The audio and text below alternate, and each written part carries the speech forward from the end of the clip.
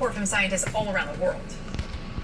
Absolutely. This was actually funded by the Jeff Bezos Earth Fund, Erica, led by the University of Exeter in the UK. Includes 160 scientists from 87 different institutions and 23 different countries to give you a scope of the study. And they're looking at these tipping points, these big events that once they happen are irreversible and really bad, like the die-off of the Amazon, for example, or the Greenland ice sheet melting. But the one they have announced is already underway is the die-off of these warm water coral reefs. I'll give you the quote here from the report.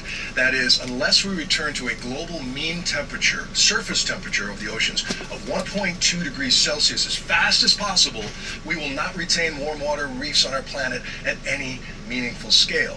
We are at 1.4 degrees of global warming right now, headed way past 2. And this is what we're already seeing in 80 countries around the world. 80% of reefs, it's too warm for the coral polyps to create life, to build these unbelievable structures. These are the nurseries of the ocean. 25% of sea life is in the reefs, and if you've been to the Caribbean or even the Florida Keys, those sorts of things in better days, you've seen how they have changed. Let me show you. This is the Galapagos, a protected marine area, just to remind you of what the ocean should look like in healthier times right now. But this is trillions of dollars, not only in people who live off the sea, off of fisheries and tourism as well, but even places like the Galapagos that are relatively healthy now share the same ocean with the really, overheating parts, the acidic parts, in addition to the warming.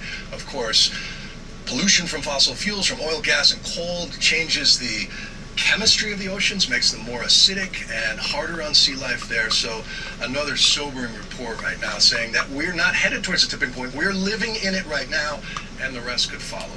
I mean, also sobering when you look at what has changed in terms of commitments when it comes to dealing with the climate.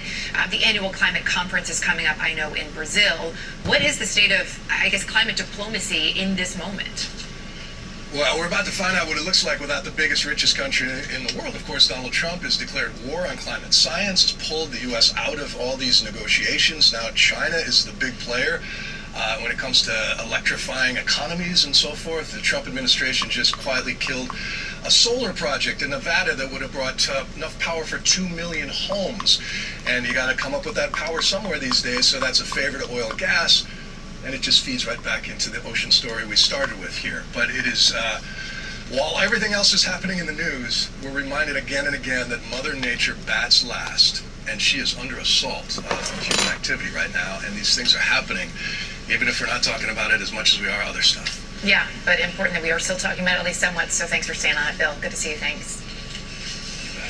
Just ahead here, SpaceX takes another critical step. Its powerful Starship rocket making its second straight successful flight. So what does this mean for the company's global... Good luck to all of us.